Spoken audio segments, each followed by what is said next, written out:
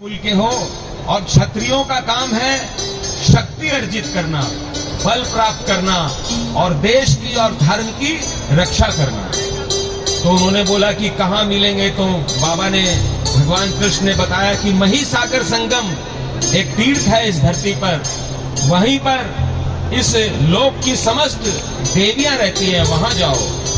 और फिर बर्बरीक जी महिसागर संगम नाम के तीर्थ में आए। यहाँ पर बर्बरीक महाराज ने देवी के कुंड से जल लिया और उससे देवी की पूजा अर्चना की और 3 साल तक उन्होंने देवियों को बहुत प्रसन्न किया, पूजा किया, तपस्या करी उन्होंने। कोई काम नहीं, केवल देवियों की पूजा करना, देवियों की सेवा करना। और वो देवियां भी अद्भुत देवियां थी। और एक दिन वो आया, 3 साल बीत गए। 3 साल बीतते ही वो शुभ दिन आया। आइए नरेश जी बैठिए। और देवियों ने बर्बरीक को दर्शन दिया। बर्बरीक जी महाराज धन्य हो गए। बोलो देवी माता की। और फिर देवियों ने बर्बरीक को वरदान दिया। वरदान देते हुए क्या वरदान दिया? देवियां क्या बोली? बर्बरीक को शक्ति ने दिया अमर वरदान, हुआ न होगा कोई भी तुम जैसा बलवान। बोलो बर्बरीक महाराज की।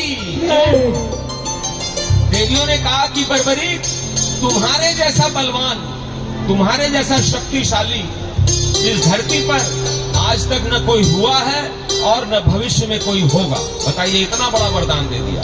और जैसे ही वरदान दिया वैसे ही हमारे श्याम बाबा बर्बरीक जी युवक थे उस समय में, वो दिव्य आभा से युक्त हो गए।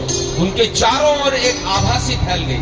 जैसे आपने भगवान जी की फोटो देखी होगी तो उनके मस्तक के चारों ओर में आभा रहती है ना, उस तरह से उनके पूरे शरीर के आभा युक्त हो गए। उनका शरीर, उनकी भुजाएं पर्वत के समान हो गई, बहुत ऊंची और बड़ी विशाल, हनुमान जी जैसे विराट स्वरूप उन्होंने धारण कर लिया। और उसके बाद देवियों ने कहा कि बर्बरीक, तुम यहीं महिसागर संगम में रहो। अभी विजय नामक एक ब्राह्मण यहाँ पर आएगा, मगध देश से आएगा। मगध कहाँ पर है कौन बताएगा? मगध पाटलिपुत्र को कहते हैं। और पाटलिपुत्र किसे कहते हैं? बिहार की राजधानी पटना को कहते हैं। बताइए, बिहार से एक ब्राह्मण जो काशी गया, पहले बनारस गया और वहां पर उसने वेद अध्ययन किया, ज्ञान प्राप्त किया और उसके बाद पैदल चलकर वह महिसागर संगम आया। तो बोला उससे क्या होगा? तो देवियों ने कहा, माता ने कहा कि विजय यहाँ पर एक सिद्धि महायज्ञ करेगा और उस सिद्धि महायज्ञ से तुम्हें बड़ा लाभ प्राप्त होगा, इसलिए तुम विजय के सिद्धि महायज्ञ को पूर्ण कराना। तो बर्बरीक जी ने कहा, ठीक है माता, ऐसा ही करूंगा। और देखिए, कुछ दिनों के बाद में वहां विजय नामक एक ब्राह्मण भी आ गया और उसके बाद में वो और बर्बरीक वहां रहने लगे, एक साथ में रहने लगे। एक रात जब वो लोग सोए हुए थे, अचानक विजय को एक सपना आया और सपने में देवी माता ने आदेश दिया कि विजय, अब तुम जागो, सिद्धि महायज्ञ आरंभ करो और तुम्हारे बगल में जो ये बर्बरीक सोया हुआ है इसे भी जगाओ और ये तुम्हारी सहायता करेगा। इसकी सहायता से ही तुम सिद्धि महायज्ञ पूर्ण कर पाओगे। और विजय सपना देख के हड़बड़ा के उठा। उठ के उसने बोला बर्बरीक जी को, भाई चलो लगो, सिद्धि महायज्ञ करना है, देवी का आदेश हुआ है। और उसके बाद में तब तक सूर्य भी निकल आए, दिन सवेरा भी हो गया और वो लोग सिद्धि महायज्ञ की तैयारी में लग गए। आइए हम लोग भी तैयारी करते हैं। बोलो बोलो प्रेमियों, बोलो बोलो प्रेमियों, श्याम बाबा की जय, श्याम बाबा की जय, हटू वाले की जय, श्याम बाबा की जय, हटू वाले की जय। बोलो बोलो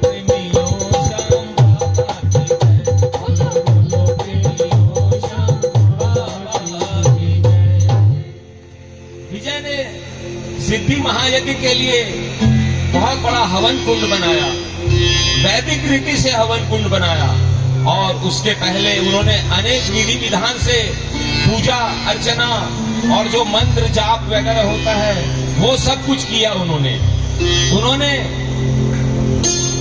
कई प्रकार के अनुष्ठान कहे और फिर उन्होंने सिद्धि महायज्ञ की अग्नि जलाई। अग्नि जलाते ही उन्होंने हमारे बाबा यानी बर्बरीक महाराज, जो भी श्याम बाबा बने नहीं है, बर्बरीक जी से कहा कि बर्बरीक तुम इस महायज्ञ की रक्षा के लिए खड़े हो जाओ, और उनको कहा कि तुम देवी का जो पाठ होता है वो पाठ भी करते रहो और यज्ञ की रक्षा भी करो। तो हमारे बाबा एक खड्ग लेकर, खड्ग एक तरह का अस्त्र होता है, वो लेके वहां पर बैठ गए और बोले कि आप विजय जी आप यज्ञ कीजिए, कोई भी बाधा आएगी मैं उसको दूर भगा दूंगा, ये देवी के आशीर्वाद से होगा। बोलो देवी माता की। उसके बाद में उन्होंने गणेश जी का पूजन आरंभ किया और क्षेत्रपाल का पूजन किया। क्षेत्रपाल एक तरह के देवता होते हैं, कभी विस्तार से 7 दिन की कथा करेंगे तब मैं बताऊंगा। और फिर उन्होंने वटयक्षिणी की पूजा की। आज भी वहां पर क्षेत्रपाल का और वटयक्षिणी देवी का मंदिर है। जो लोग कहते हैं ना कि चलो महिसागर संगम, वास्तव में वो गलत जगह ले जाते हैं। जहां पर मैं जाके आया हूं वहां पर जो जो कथा में लिखा हुआ है, जैसे वटयक्षिणी का नाम आया है, वटयक्षिणी कल मैंने आपको बताया था, नारद जी महिसागर संगम गए थे कुछ लोगों को लेके, तो सभी लोग वापस चले गए वहां पर आनंद लेके, लेकिन एक महिला थी सुनंदा नाम की, वो वहां रह गई थी और वो शिव जी की और देवियों की बहुत पूजा करी। आगे चल के वो यक्षिणी बन गई, वटयक्षिणी।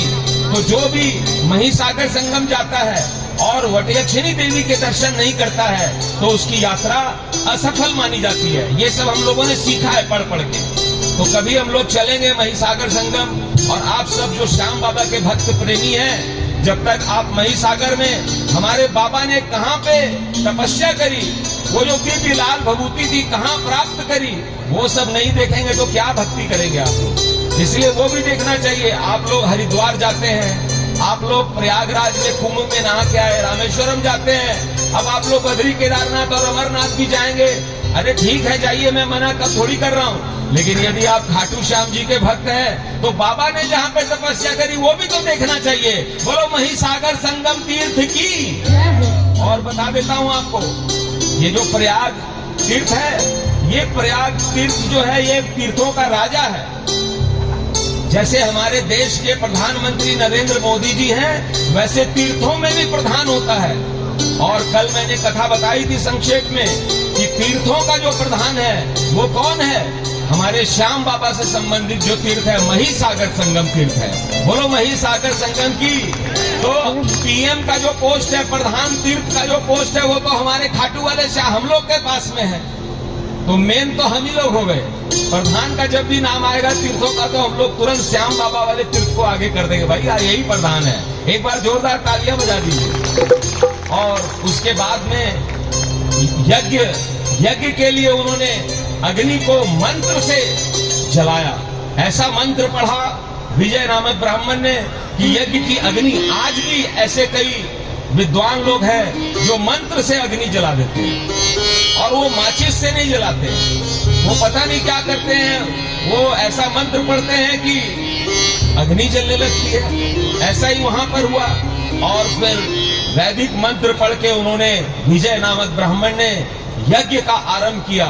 और वो जब मंत्र पढ़ने लगे उसी समय में एक राक्षसी वहां पर आई, एक राक्षसी आई वहां पर। आप भी देखेंगे, आप भी जब कोई अच्छा काम करेंगे तो कोई ना कोई आपको बाधा पहुंचाने के लिए आ जाएगा, और वो चाहेगा कि आप अच्छा काम ना करें, वो कर ले अच्छा काम।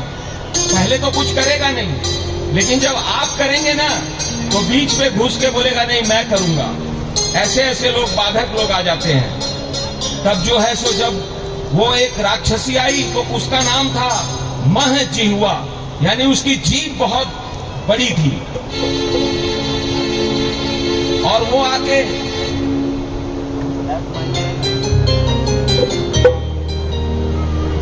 बाधा पहुंचाने लगी। वहां पर जो है वो जोर जोर से रोने लगी। रो के वो वेदों के मंत्र को मध्यम करके और अपने रोने की आवाज को तेज करने लगी।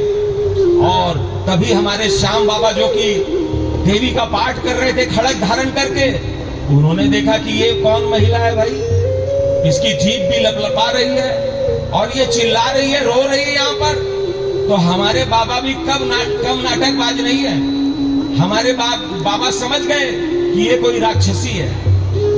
तो वो जो रो रही थी ना जोर जोर से, सभी मेरी तरफ ध्यान दीजिए, तो वो हमारे श्याम बाबा युवक हैं। युवक लोग चंचल प्रकृति के होते हैं, आपको पता ही है। तो हमारे बाबा भी रोने लगे। अब वो रो रही है, वो तो रो रही है डराने धमकाने के लिए, बाधा पहुंचाने के लिए।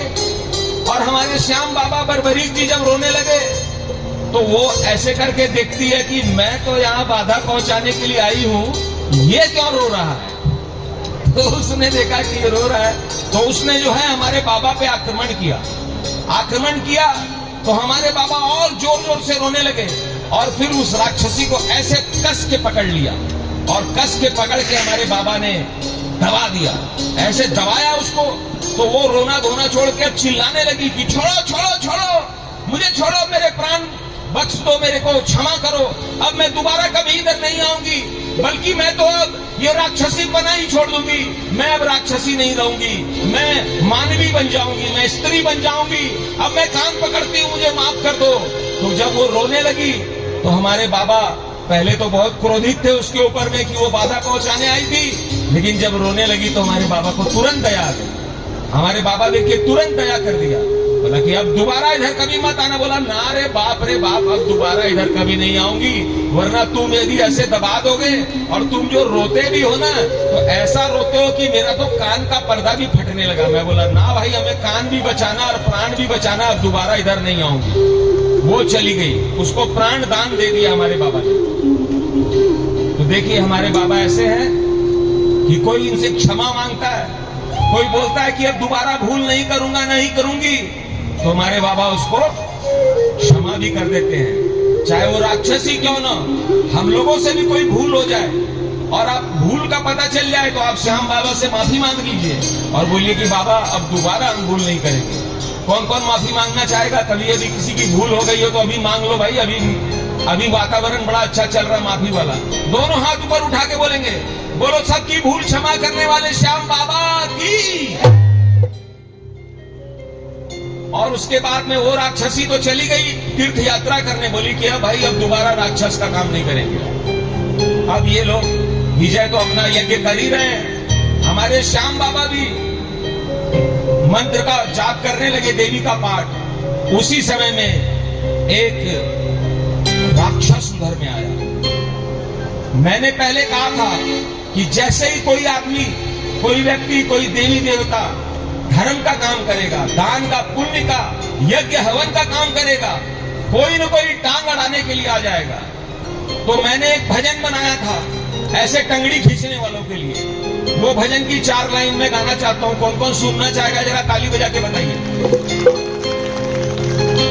सभी सुनना चाहते हैं। मैंने भजन बनाया कि चलते हुए राही की टंगड़ी तुम पीछे से मत खींचो, चलते हुए राही की टंगड़ी तुम पीछे से मत खींचो, और टांग खींचने से अच्छा है उस जैसा चलना सीखो। टांग खींचने से अच्छा है उस जैसा चलना सीखो। चलते हुए राही की टंगड़ी, चलते हुए राही की टंगड़ी तुम पीछे से मत खींचो, तुम पीछे से मत खींचो। टांग खींचने से अच्छा है उस जैसा चलना सीखो। टांग खींचने से अच्छा है उस जैसा चलना सीखो।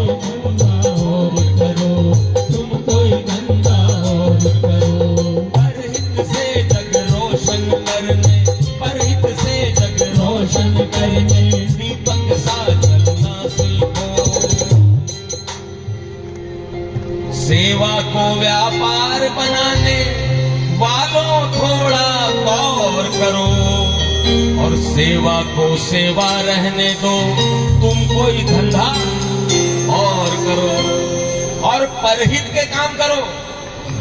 दूसरे का जिससे भला हो, दूसरे का भला करोगे। जैसे हमारे श्याम बाबा कोई अपनी भलाई के लिए यज्ञ में काम कर रहे हैं क्या? सेवा का काम कर रहे हैं। वो चाह रहे हैं कि विजय की जो तपस्या सफल हो जाए, उनको किसी फल की लालसा नहीं है। और परहित से जग रोशन करने दीपक सा जलना सीखो। कौन कौन दीपक के समान प्रकाश फैलाना चाहता है? जो लोग दीपक की तरह जल के दूसरों को रास्ता दिखाना चाहते हैं, पानी की प्याऊ लगाना चाहते हैं, गरीबों को पढ़ाना चाहते हैं। हाथ उठाने में आप लोग को दर्द हो रहा है क्योंकि ज्यादा देर उठवा लिया मैंने। दोनों हाथ ऊपर उठा के और ताली बजा के चलते हुए राही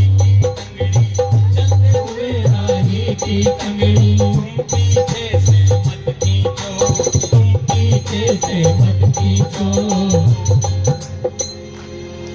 टांग खींचने से अच्छा है कि नहीं है?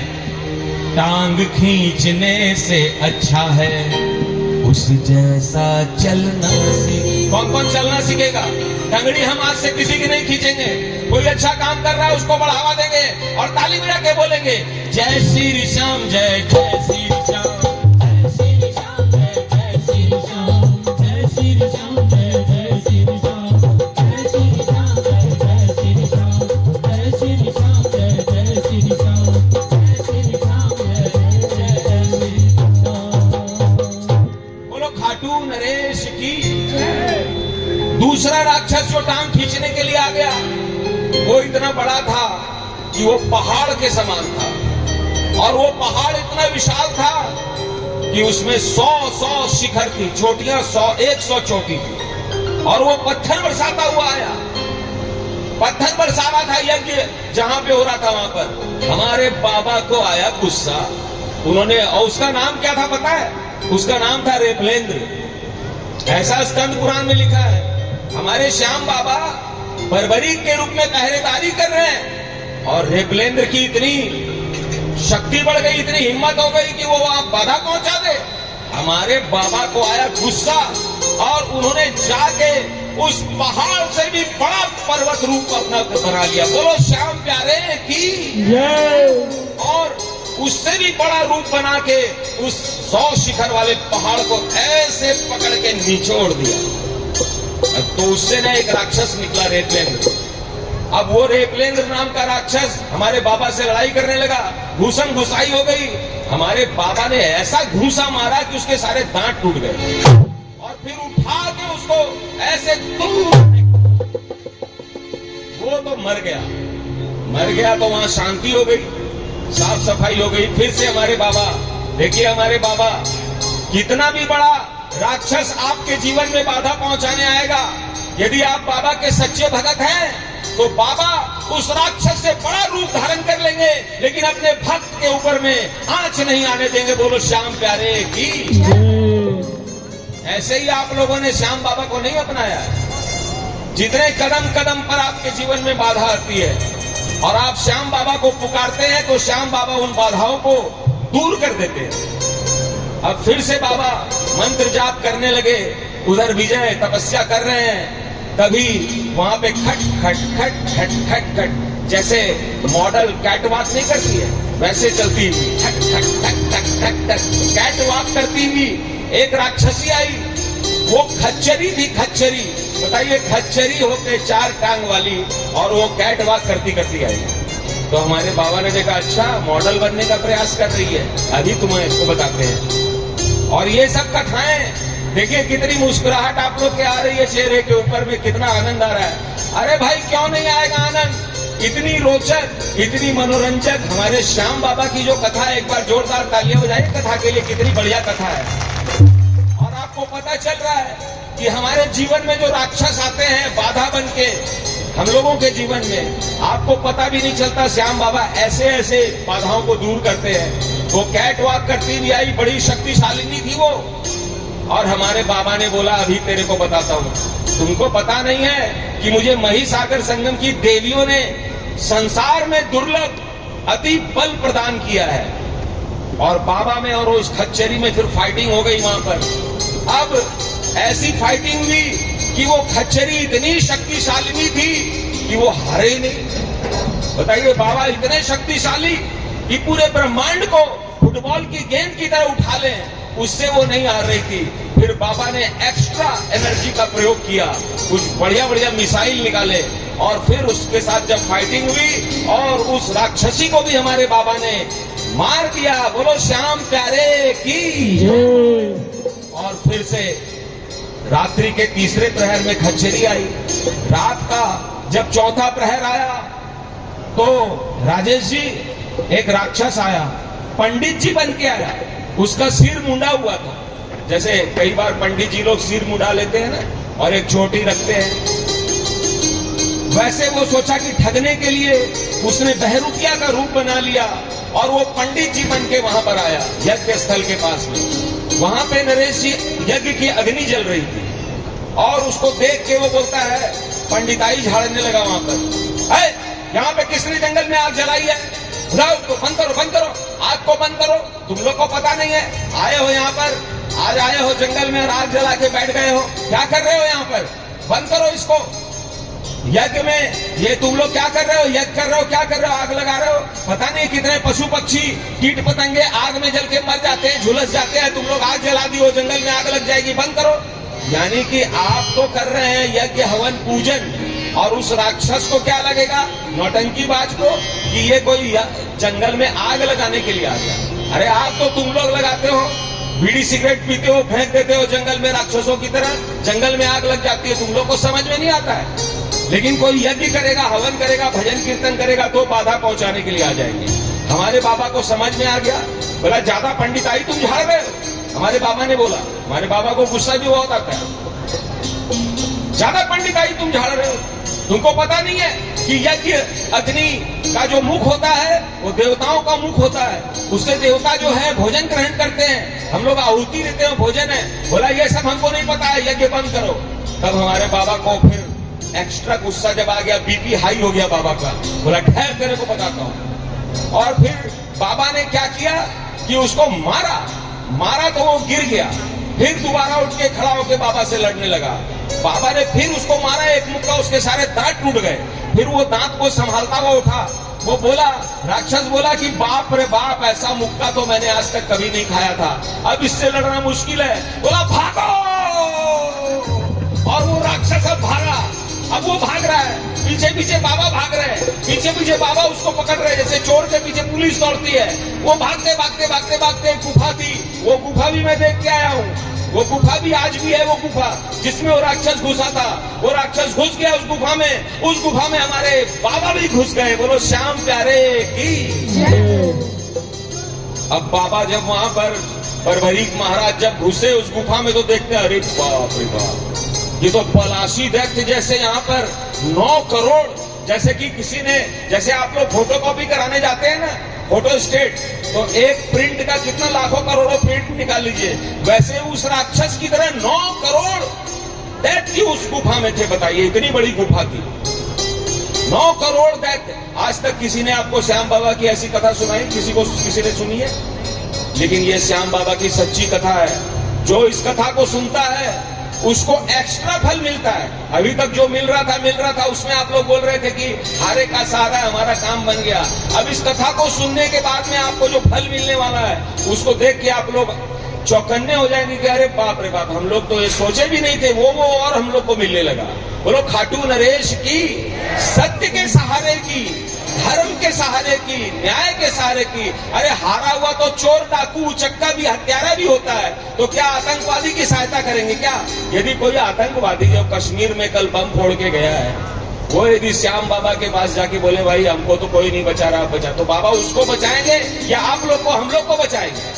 तो ऐसे चोर उचक्कों का सहारा नहीं हमारा बाबा। हमारा जो बाबा श्याम है वो सत्य के रास्ते पे चलने वाले का, न्याय के, धर्म के रास्ते पे जो चलता है, प्रेम और सद्भावना के जो रास्ते पे चलता है, उसका वो जब हारने लगता है तो उसका सहारा बनता है। तब हम लोग बोलते हैं कि दीन बंधु दीनानाथ की चोर उचक्कों की कभी सहायता नहीं करता है। एक चोर उचक्का को मैंने देखा था, कई लोगों का हत्यारा, उसको हमने देखा खाटू श्याम जी में। हम एक दुकान में बैठे हुए थे, वहां पर वो हत्यारा जो जमानत में छूटा हुआ था राजेश जी, और वो खाटू श्याम जी गया, उसके साथ में उसके लोग भी थे। तो वो जो है सो इसलिए गया था कि मैं तो हार गया, मेरे को सजा होने वाली है जेल की, जमानत पे छूटा हुआ था। तो वो गया, दर्शन करके आया, तो हमने बोल दिया भाई ये आदमी जो है सो समाज का दोषी है, ये देश का द्रोही है, इसने गलत काम किया है, इसका बाबा कुछ नहीं करेगा। और अभी 6 महीना पहले उसको आजीवन कारावास हो गया। जोरदार तालियां बजा दीजिए श्याम बाबा के लिए। जो हत्या करेगा, जो बलात्कार करेगा, जो चोरी डकैती करेगा और फिर श्याम बाबा के जाके धोख लगाएगा, नहीं बचाएंगे उसको श्याम बाबा। श्याम बाबा उसको बोलेंगे तुमने मेरे भक्तों को लूटा है, तुमने मेरे भक्तों को मारा है, तुमने तो कभी भक्ति करी नहीं और आ गए भक्त बन के यहाँ पे डुप्लीकेट भक्त। तो समझिए हमारे श्याम बाबा न्याय के भगवान है। इन्होंने महाभारत संग्राम का भी न्याय किया था। तो इस तरह से हमारे बाबा बर्बरीक, जब बाबा बोलूं तो समझ जाइएगा बर्बरीक जी, वो घुसे गुफा में। और सोचिए महाराज जी कि हमारे श्याम बाबा कितना फास्ट काम करते हैं। महाराज जी हमारे श्याम बाबा कितना फास्ट काम करते हैं। देखिए एक क्षण कितना होता है? 1 सेकंड मान लीजिए, चलिए 10 सेकंड हटाइए, 10 सेकंड दे दिया आपको। एक क्षण के अंदर में श्याम बाबा ने 9 करोड़ पलाशी दैत्यों का संहार कर दिया। बोलो खाटू नरेश, जोरदार ताली, जोरदार ताली। है कोई ऐसा जो एक क्षण में 9 करोड़ पलाशी दैत्यों का संहार कर ले? और ये वाली बात भगवान कृष्ण ने भी उल्लेख किया था, आगे चल के आएगी कथा। और फिर श्याम बाबा जब लौट के जब आने लगे तो वो नागराज वासुकी वहां पर आ गए। नागराज वासुकी ने बोला कि ये नागों की गुफा है, इसके ऊपर आतंकवादियों ने कब्जा कर लिया था, और बर्बरीक महाराज जी आपने आतंकवादियों से, इन पलाशी दैत्यों से हमें छुटकारा दिला दिया है, हम आपको कुछ गिफ्ट देना चाहते हैं। तो हमारे बाबा ने बोला है हम कोई गिफ्ट विफ्ट नहीं लेते हैं, और हमने कोई ऐसे लालच में आके यहाँ पे नहीं मारा है, हम तो देवी माता के आदेश का पालन कर रहे थे। और फिर बोला नहीं, आपको कुछ न कुछ गिफ्ट तो लेना ही पड़ेगा। तो देखिए हमारे श्याम बाबा की उदारता देखिए। आप लोग आज तक हमारे बाबा के इन गुणों से अनभिज्ञ थे, लेकिन जैसे हमारे बाबा ने महिसागर संगम का उद्घाटन कर दिया था, वैसे आज खाटू से श्याम बाबा ने मुझे भेजा है कि जाओ, पालम श्याम सुंदर शर्मा की नगरी है, जाओ, ये मातृदत्त शर्मा की नगरी है, भक्तों की नगरी है, यहाँ के भक्तों को सबसे पहले उद्घाटन करो श्याम कथा का। बोलो खाटू नरेश की।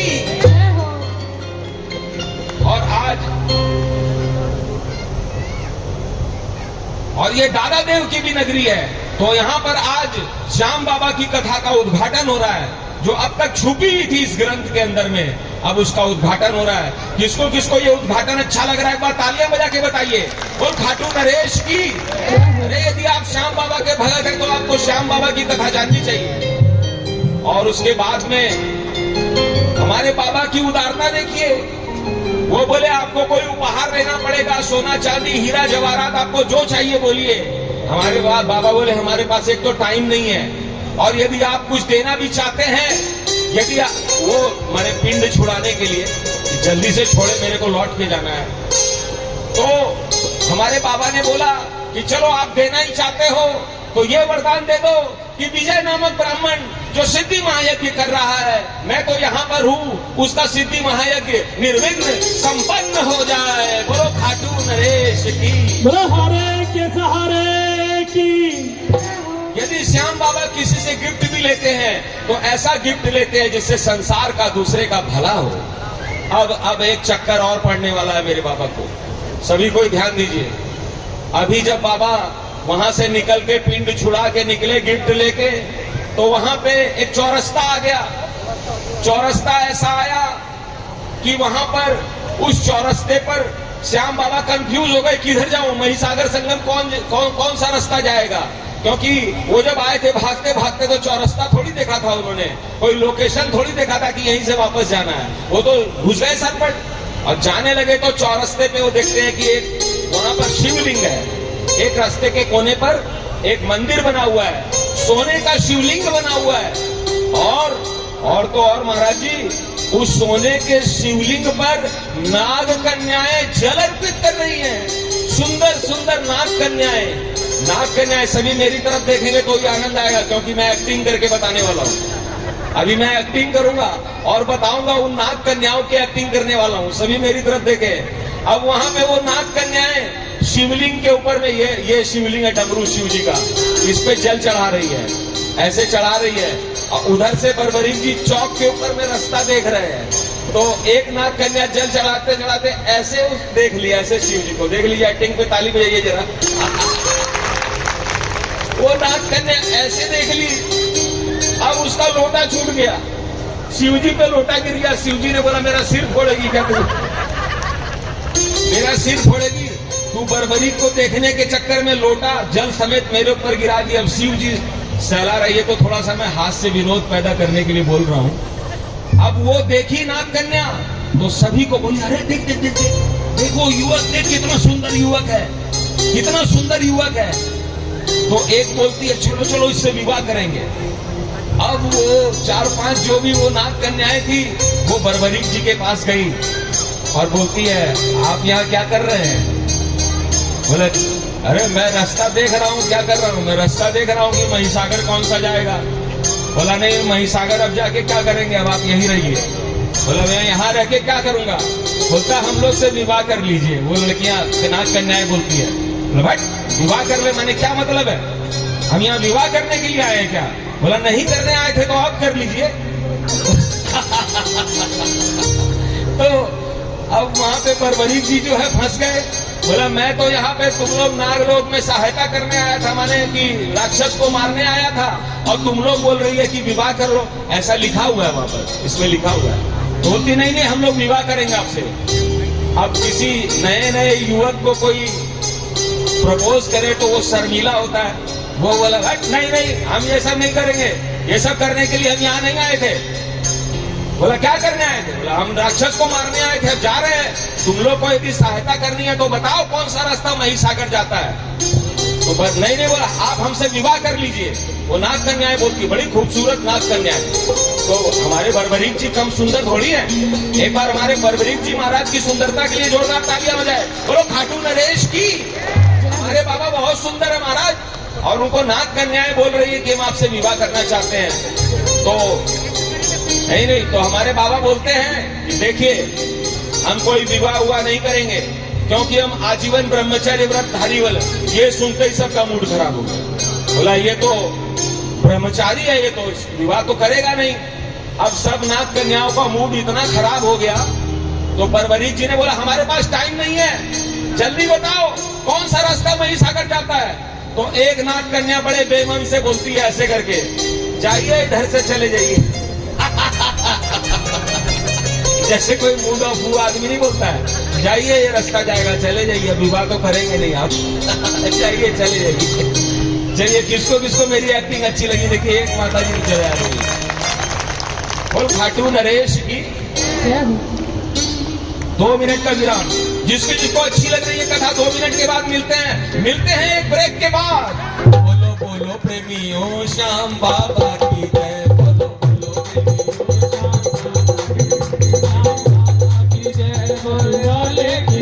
श्याम बाबा की जय, खाटू वाले की जय। बोलो बोलो देवी हो श्याम बाबा की जय। बोलो बोलो देवी हो श्याम बाबा की जय। अब ब्रेक के बाद मिलेंगे, तब तक आप लोग देखिए न्यूज। बहुत ही सुंदर कथा चल रही है। मन तो नहीं करता कि बीच में विश्राम दिया जाए, लेकिन जो कथा चलती है, आप लोगों को जो हमें कथा सुना पाते हैं, इन गुरु लोगों को, महाराजों को बुला पाते हैं, उसमें बहुत सारे लोगों का सहयोग होता है। और जब वो सहयोगी यहाँ आते हैं और उनको हम मंच पे ना बुलाएं और महाराज से आशीर्वाद ना दिलाएं, तो वो हमें भी अच्छा नहीं लगता। तो मैं चाहता हूं कि कुछ जो हमारे सहयोगी हमारे बीच में हैं, ये पर्चा आपका ये रहा। वही मैं कह रहा हूँ, पर्चा कहाँ चला गया। मैं कहीं ना कहीं काम आऊंगा या बैठा हुआ है? नहीं, आप हर जगह काम आओगे। छोटे भाइयों का काम ही है कि जहाँ बड़े जो है गड़बड़ाए वहीं संभाल लो। हमारे बीच में साधनगर विश्वनाथ मंदिर से उनके जो संस्थापक हैं बीडी दीक्षित जी के सपुत्र राकेश दीक्षित जी हमारे बीच में हैं। बीडी दीक्षित जी हमारे बुजुर्ग जो हमारे हर प्रोग्राम में शामिल रहते हैं। राकेश दीक्षित जी से मेरा निवेदन है कृपया मंच पे आए। भाई दीपक जी भी कृपया मंच पे आए और गिरिराज शर्मा जी जो हमारे साधनगर से हैं वो भी कृपया मंच पे आए। भाई रघुवीर जी से मेरा निवेदन है कृपया मंच पे आए और महाराज श्री के हाथों से इनको आशीर्वाद दिलाएं और सम्मान पत्र दिलवाएं। आइएगा दे भाई, जब तक ये आ रहे हैं, जब तक इनके डॉक्टर शैलेश सिंह जी हमारे बीच में हैं, वो भी कृपया मंच पे आए और महाराज श्री से आशीर्वाद लें। डॉक्टर शैलेश सिंह आशीर्वाद नहीं लेंगे, वो मेरे फ्रेंड हैं। आप जब कथा व्यास हैं, व्यास के पीठासीन हैं, तो आपसे सब आशीर्वाद ही लेंगे, चाहे कोई बुजुर्ग हो चाहे मित्र हो। ये हमारे मैंने दिल्ली यूनिवर्सिटी से म्यूजिक में मास्टर किया हुआ है, इंडियन क्लासिकल म्यूजिक में रेगुलर स्टूडेंट बन के। तो ये हमारे मित्र हैं, हम लोग दोनों एक साथ ही कॉलेज में दिल्ली यूनिवर्सिटी में पढ़ते थे। भाई जरा बढ़िया से फोटो लेना, हमारे दोस्त की फोटो है ये। इन्होंने म्यूजिक में आगे चल के पीएचडी भी किया, मैंने मास्टर तक किया था। तो आज ये द्वारका में रहते हैं, तो मैंने आज इनको बुलाया। तो एक बार जरा बढ़िया से जोरदार तालियों से इनका स्वागत।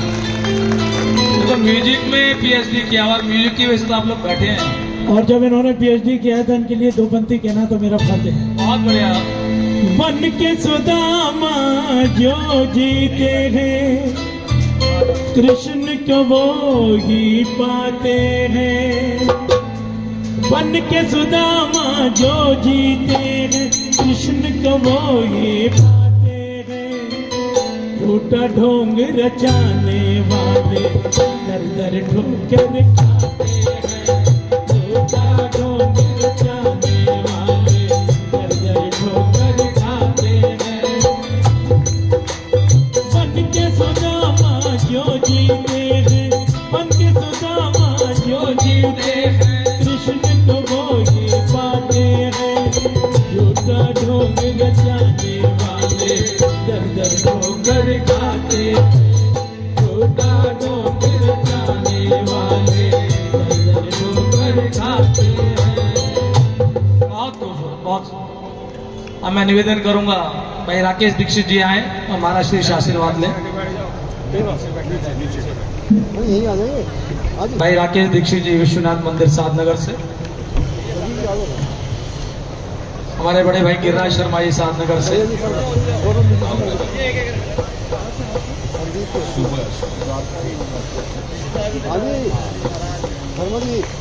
प्रभु श्रीवास्तव जी सहपत्नी के यहाँ आए हुए हैं अपनी धर्मपत्नी के साथ, बीकानेर स्वीट वाले। हर प्रोग्राम में इनका बहुत सहयोग रहता है। पत्नी सहित कृपया मंच पे आके महाराज श्री से आशीर्वाद लें। सहपत्नी का है, जो जोड़े से आए कृपया जोड़े से ही ऊपर आए। बता दो, किसको देंगे बता दो ना।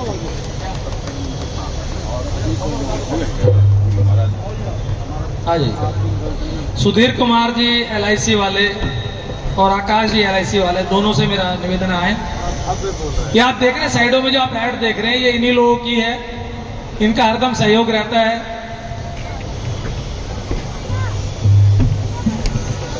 हमारा कोई भी प्रोग्राम हो, छोटा बड़ा। और आपको एक चीज और बता दें, हम किसी से मांगते नहीं है, लेकिन फिर भी ये लोग अपना सहयोग करते हैं, स्वेच्छा से सहयोग करते हैं। जोरदार तालियों से एक बार इनका स्वागत करें।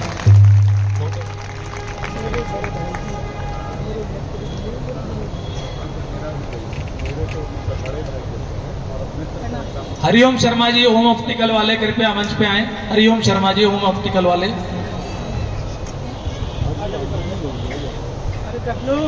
भाई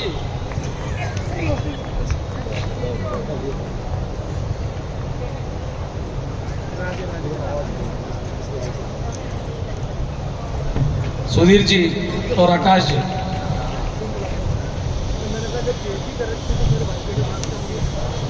और पालम न्यूज से हमारे बीच में राकेश वर्मा जी जो रोजाना हमारी ये कवरेज कर रहे हैं, हमारे हर प्रोग्राम में यहाँ होते हैं। राकेश वर्मा जी से मेरा निवेदन है, कृपया वो ही मंच पे आए। हाँ, दोनों भाई आए हुए हैं, दोनों भाई आ जाए कृपया मंच पे। आप आ जाइए, फिर जल्दी से आ जाइए भाई प्लीज। जो लोग देखिए सहयोग कर रहे हैं इस सारे कथा को कराने में, उनको इतना सम्मान देना, उनको आशीर्वाद दिलाना बनता है।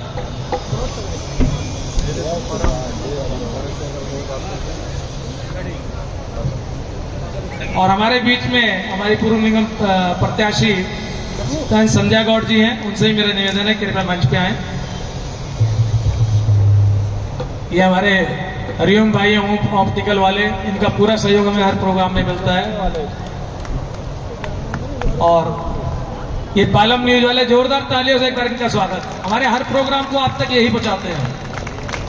और आप जो डांस वांस कर रहे हो ना, ये सब यही पहुंचा रहे हैं। संध्या गौड़ जी, हमारी बहन संध्या गौड़ हमारे बीच में है। मिम्मन जिंदल जी, जिंदल आटा चक्की वाले, और हमारे जो शिव मंदिर धर्मशाला के संरक्षक हैं, कृपया मंच पे आए। श्याम मित्र सेवा से राहुल जैन जी हमारे बीच में है, मेरा उनसे भी निवेदन है कृपया मंच पे आए। भाई राहुल जैन जी, श्याम मित्र सेवा। आप ये देख रहे हैं इतने मधुर मधुर जो यहाँ भजन चल रहे हैं, इतनी सुंदर जो कथा चल रही है, उसके बीच बीच में जो खुशबू की फुहारें आती हैं आपके बीच में, वो खुशबू जो यहाँ बिखेर रहे हैं, उनको हम मंच पे बुलाना चाह रहे हैं, भाई राहुल जैन जी। और मैं बताना चाहूंगा कि ये बिल्कुल मुफ्त सेवा होती है इनकी, किसी से 1 रुपया नहीं लेते। वो कोई बहुत बड़े बिजनेसमैन नहीं है, जॉब करते हैं, उस पैसे में से खर्चा करके आप लोगों के बीच में खुशबू बिखेरते हैं। जोरदार तालियों से इनका स्वागत करें।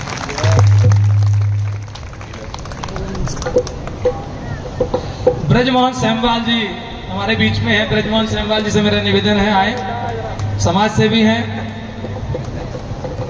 रामू गुप्ता जी, जो बिल्डर है हमारे रामू गुप्ता जी, उनसे मेरा निवेदन है कृपया मंच पे आए। भाई संजय शर्मा जी, कृपया मंच पे आए। ये सब वो लोग हैं जिनका किसी ना किसी रूप में इस पूरी कथा में कहीं ना कहीं सहयोग है। बैनी प्रसाद पाल जी, हमारे शिव मंदिर धर्मशाला के जो जनरल सेक्रेटरी हैं, बैनी प्रसाद पाल जी, हमारे बुजुर्ग, मेरा उनसे निवेदन है कृपया मंच पे आए।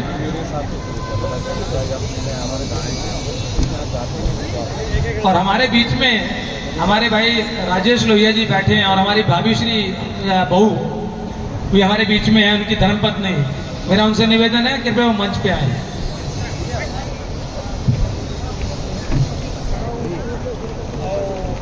श्रीमती वो कह रहे श्रीमती उषा बोलोगे तो आएंगे, नहीं तो नहीं आएंगे। वैसे मैंने कहा था राजेश लोहिया भाई की धर्मपत्नी आ जाए। अब मेरे छोटे भाई हैं तो मैं भाभी नहीं बोल सकता, तो मैं तो बहू रानी ही बोलूंगा। ये कितने सुंदर सुंदर भजन जो आपको उन्होंने गा के सुनाए।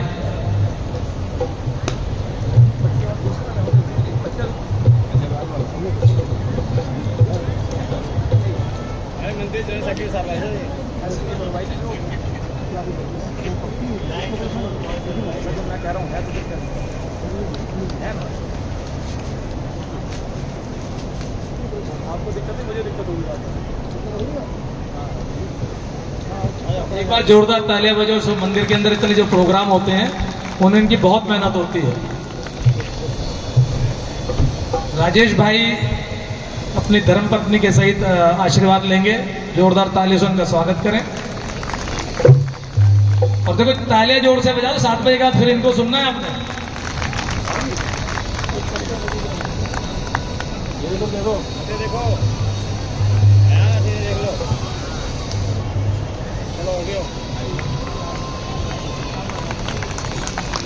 और माफी चाहूंगा कि बहुत सुंदर प्रसंग चल रहा था, कथा का बीच में ब्रेक दिलाया। एक बार दोबारा कथा की ओर चलते हैं। और ये माफी मैं आपसे ना आज मांगता रहूंगा बीच बीच में, क्योंकि देखिए आज कथा का अंतिम दिन है, और जिन्होंने भी सहयोग किया, जो भी आते हैं, हमारा फर्ज बनता है कि हम उनको बुलाएं, उनको आशीर्वाद दिलाएं। तो अब मैं महाराज श्री से आग्रह करूंगा कि कथा को चालू रखें। तो ब्रेक के बाद आपका फिर से स्वागत है। एक बार जोरदार तालियां हो जाए।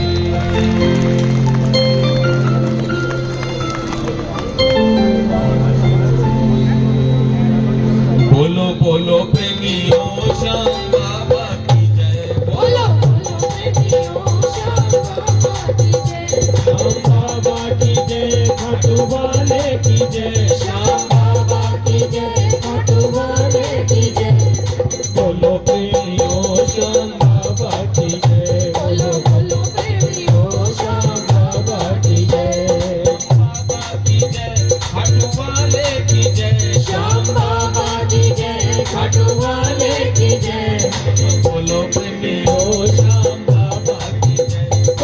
बोलो प्रेमियों श्याम बाबा की जय।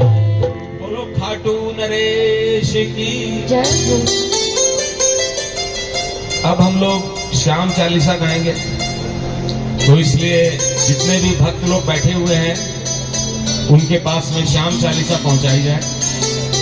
श्याम चालीसा जो हम कथा कर रहे हैं यहाँ पर, जैसे आप हनुमान चालीसा पढ़ते हैं तो पूरी राम कथा का पता चल जाता है आपको, राम जी और हनुमान जी की पूरी लीला का पता चल जाता है। उसी तरह से श्याम बाबा खाटू वाले के बारे में बिल्कुल संक्षेप में आप जानना चाहते हैं तो आप श्याम चालीसा को पढ़ लीजिए, तो आपको श्याम बाबा की सारी लीला का पता चल जाएगा। जितनी बड़ी हनुमान चालीसा है उतनी बड़ी श्याम चालीसा है। जैसे आप जल्दी जल्दी पढ़ेंगे तो 3-4 मिनट में हनुमान चालीसा पढ़ लेते हैं ना, जय हनुमान ज्ञान गुण सागर, वैसे आप याद कर लीजिए इसको और आप पूरी श्याम कथा के बारे में जान जाएंगे।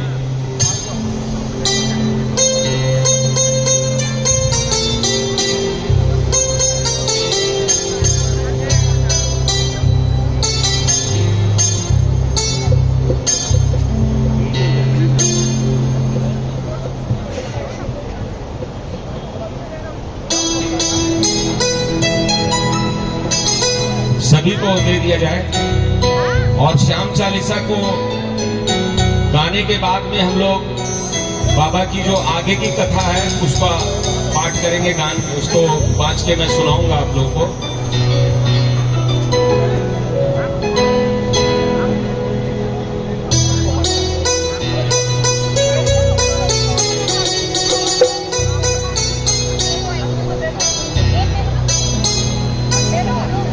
कुछ लोग मिल के जल्दी जल्दी दे दें।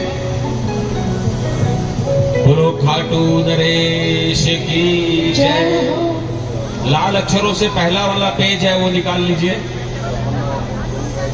और अभी नहीं कहूंगा मैं, जब इसको गा लेंगे तब कुछ आग्रह करूंगा आपसे।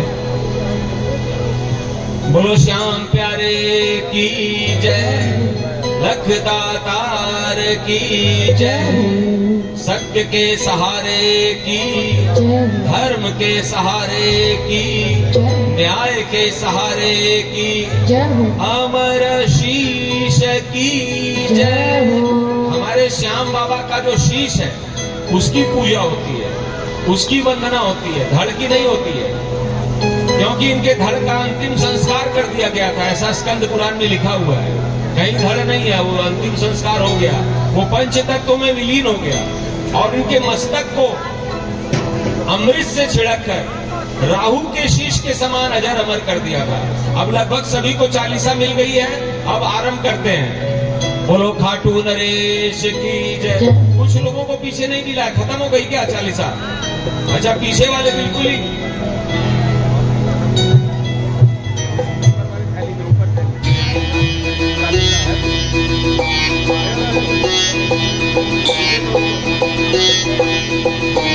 है, भी चालीसा है।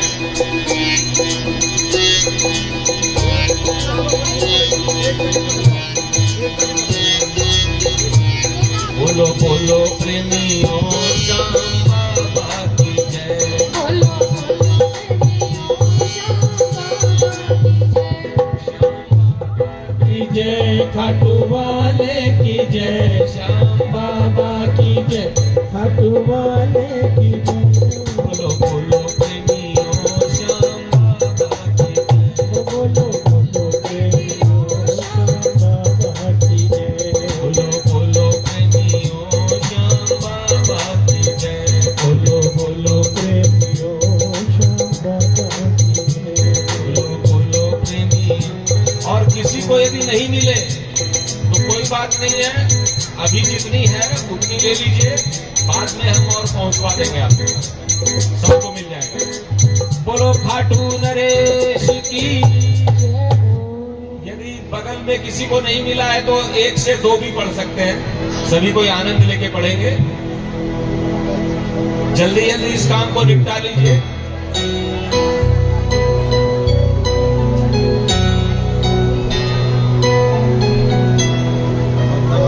एक लाइन तब तक हम लोग थोड़ा रिहर्सल कर लेते हैं, जैसे कि मैं बोलूंगा श्री गुरु गणपति कर नमन। तो आप लोग बोलिएगा, धरू शारदा ध्यान। फिर मैं बोलूंगा, वरुणु सुहृदय सुयश जो। तो आप बोलेंगे, दायक भव भय त्राण। फिर मैं बोलूंगा, दीनहीन। ये हो गया दोहा का सिस्टम। और फिर जय जय खाटू श्याम बिहारी। तो आप बोलेंगे, कलयुग माही महिमा भारी।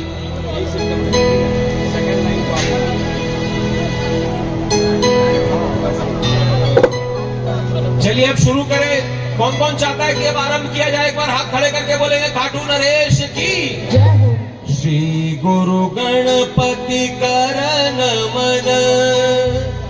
हरु शारदा वरुणु सुहृदय सुयश जो।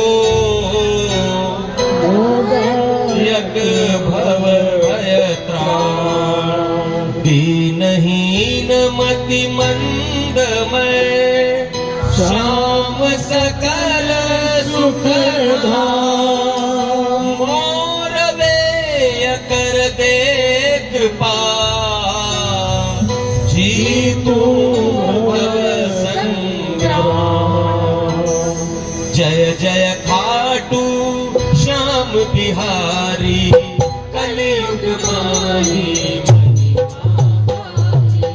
तुम सुहृदय अतुलित बलधारी। बलधारी भीम पितामह सुभट अभंगा। पितामही विख्यात हिडिंबा। घटोत्कच पितु तुम्हरे दाता। कामकंठ कटा तुम्हारी माता। रूप बर बराकार सुहाया। बरबरीक तब नाम दुहाया।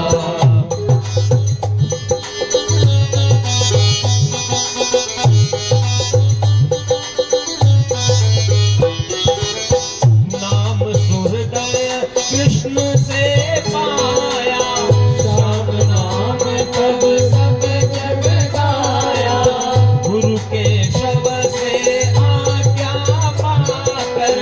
तप की नाम ही सागर जाकर।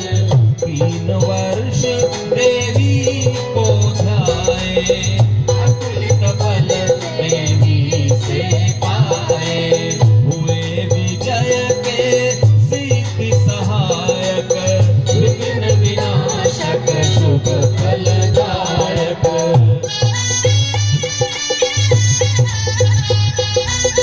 निशिचर मह जिह्वा उद्धारक। रेपलेन्द्र द्रुह द्रुहा विदारक। कोटि पलाशी तनुज विदारे। नागलोक बलवीर उबारे। बने नाग कन्या परिहारक। बाबा ब्रह्मचर्य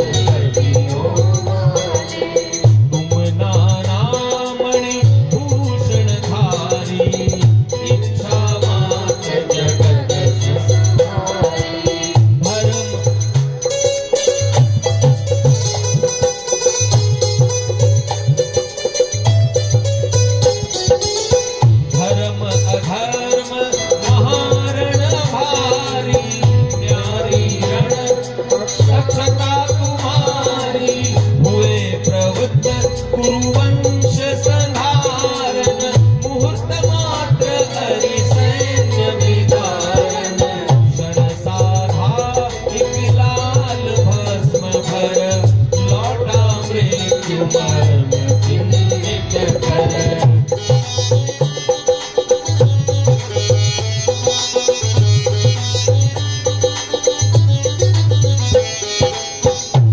कृष्ण ने चक्र चलाया सुरत शीश धर थक दिखाया अटल ब्रह्म का वाक्य कराया हर्षित गगन सुमन बरसाया बोले केशव सुनो देवियों शीश भक्त का चिरंजीव हो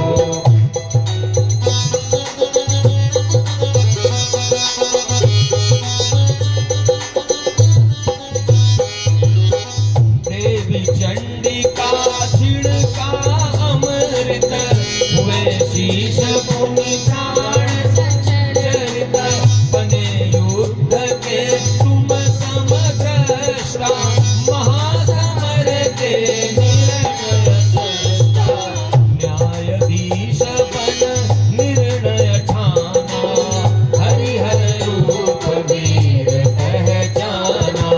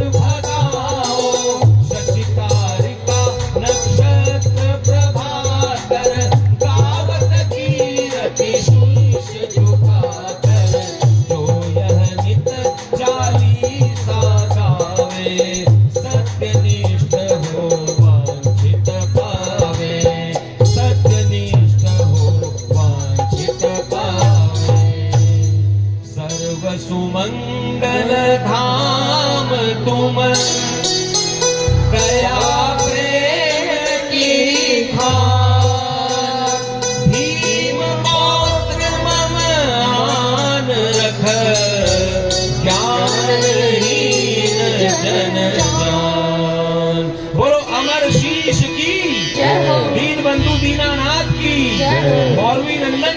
जय। भीम पौत्र की, जय। सत्य के सहारे की, जय। धर्म के सहारे की, जय। अतुलित बलधारी की, जय। खाटू नरेश की, जय। लगदातार की, जय। सुहृदय श्याम सरकार की। जय। जिसको जिसको अच्छा लगा एक बार ताली बजा दीजिए। अब बताइए, हनुमान चालीसा पढ़ते हैं आप, श्याम बाबा के भक्त हैं, तो आपको दिन भर में एक बार श्याम बाबा की चालीसा पढ़नी चाहिए। मैं रोज पढ़ता हूँ और जो भी मेरी कामना होती है, मेरी कामना थी कि मैं कथा करूं श्याम बाबा की, तो देखिए आज कामना पूरी हुई कि नहीं हुई? हो रही है ना पूरी। और सबको पसंद भी आ रही है, कथा अच्छी लग रही है, और बड़े बड़े लोग भी यहाँ पर आ रहे हैं दर्शन करने के लिए।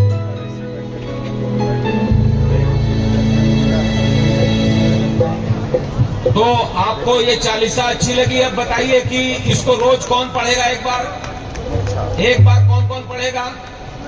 सभी कोई पढ़ेंगे, सबको आनंद आएगा। अगली बार जो है बिना किताब लिए मेरे साथ गाएंगे सभी कोई। जैसे हनुमान चालीसा याद करी वैसे इसको भी याद कर लीजिए, तो आप पूर्ण रूप से श्याम बाबा के भगत बन जाएंगे। और मिलते हैं एक छोटे से ब्रेक के बाद।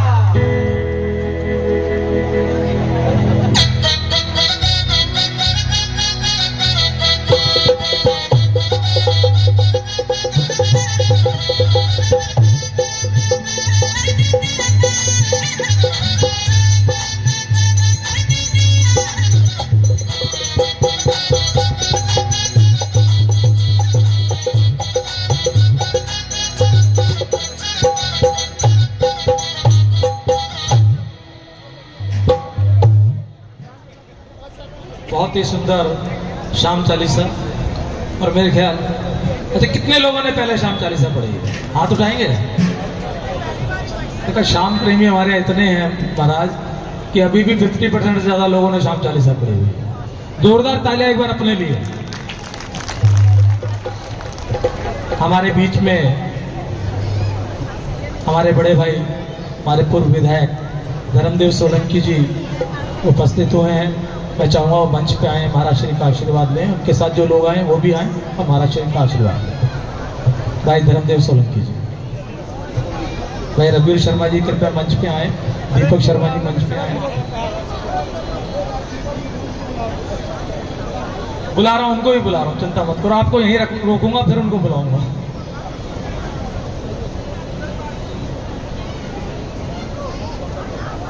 पहले बड़ों का सम्मान करना ना, बड़ों का सम्मान करके फिर उन छोटों को भी साथ में बुलाएंगे। इधर से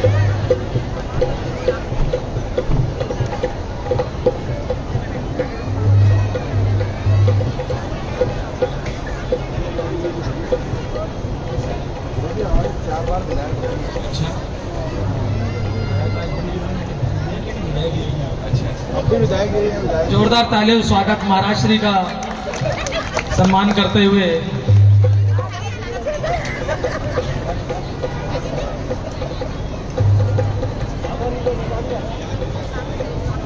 महाराज श्री आशीर्वाद देते हुए और सम्मान पत्र देते हुए।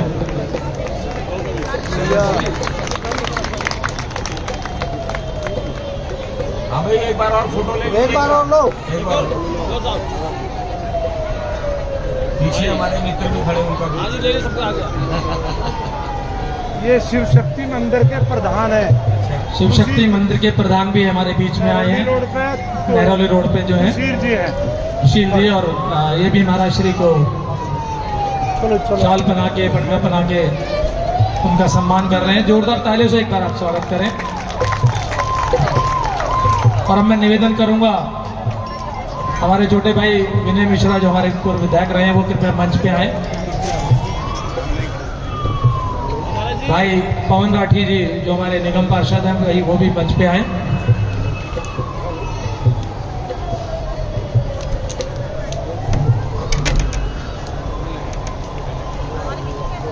विनय जी,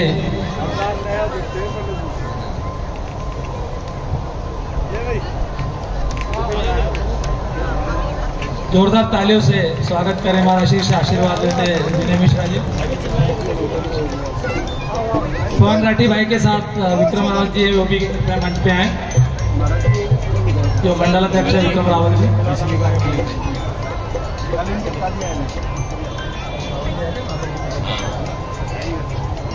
तालियों के लिए फिर बोल गए 7 बजे, आपको याद नहीं 7 बजे क्या होगा, है ना? तालियां नहीं बजेंगी 7 बजे, मैं ही भूल जाऊंगा। विक्रम रावल जी। और हमारे बीच में हमारे जो विधायक साहब हैं, उनकी धर्मपत्नी मेरी भाभी सुनीता सोलंकी जी हैं। मेरा उनसे निवेदन है कृपया मंच पे आए, और उनके साथ हमारी दूसरी भाभी श्री भी हैं।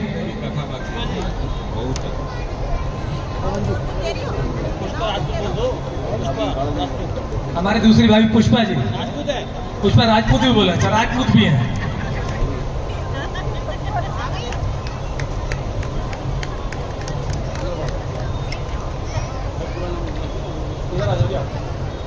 एक नाम पूरा देखो, साहब आ जाओ, काटी साहब आ जाओ, काटी साहब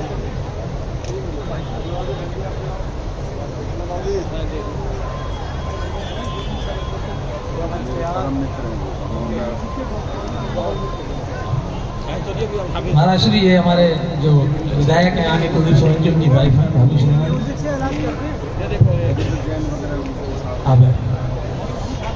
बहुत बहुत धन्यवाद हमारे सभी जो हमारे प्रतिनिधि हैं, विधायक, पूर्व विधायक, पार्षद, जिन्होंने अपना कीमती समय निकाला। जोरदार तालियों से इनका स्वागत। देखिए सब बिजी लोग हैं, फिर भी ये धार्मिक कार्यों में आते हैं, अपना समय देते हैं, ये बहुत बड़ी बात है।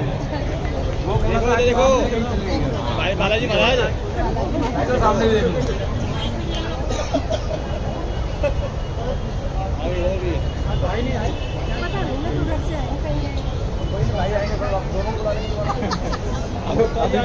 बहुत बहुत धन्यवाद। सब अपने अपना स्थान ग्रहण करें। हमारे बीच में भाई सुनील शर्मा जी हैं, कृपया वो भी मंच पे आए। भाई सुनील शर्मा जी, भाई नवल अग्रवाल जी, नवल कॉस्ट्यूम वाले, जिनका बहुत सहयोग हमारे बीच में। ये जितना सम्मान हम दे रहे हैं ना, ये सब इन्होंने हमें दिया था, हम आपको दे रहे हैं। भाई विनोद कुमार शर्मा जी, हमारे सीसीटीवी वाले, सिक्योरिटी वाले, बहुत सिक्योरिटी मिली है इनकी तरफ से हमें, कृपया वो भी मंच पे आए। भाई विनोद शर्मा जी। भाई नरेंद्र पाठक जी, भाई नरेंद्र पाठक जी, कृपया वो भी मंच पे आए। कृपया थोड़ा जल्दी जल्दी आ जाए, क्योंकि ना कथा में विलंब हो रहा है। आप लोग कृपया जल्दी जल्दी आ जाए।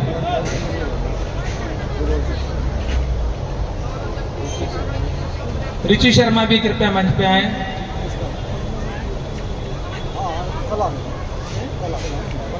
ये देखिए हमारे सीसीटीवी वाले भाई मनोज कुमार जी, जो आप देख रहे हो ना, सीसीटीवी जी की जो निगरानी चल रही है, आप लोगों के सभी जो भी आप कर रहे हो ना, डांस हो और आपस में बातें करते हो, थोड़ा सा चुगली सी करते हो, वो सब इसमें जो है ना आ रही है कैमरे में। और ये हर बार सेवा इनकी तरफ से मुफ्त होती है। जोरदार तालियां इनके लिए, आपकी पूरी सिक्योरिटी करते हैं।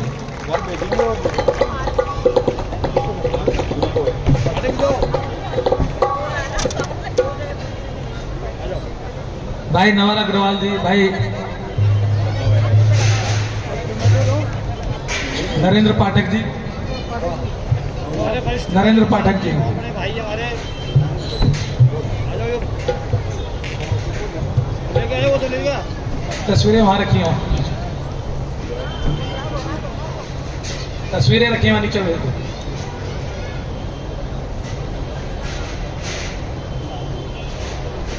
ये देखिए नवल अग्रवाल जी, हमारे नवल कॉस्ट्यूम वाले। और ये जितने सम्मान के पटके जो पहनाए जा रहे हैं, सब पटके सम्मान में इन्होंने हमें दिए थे, अब हमें वापस कर रहे हैं। एक दे रहे हैं लेकिन उसमें से भाई विनोद को 2 मिनट रुक जाओ भैया, 2 मिनट। नहीं नीचे नहीं, ऊपर ही लो, महाराज से लेके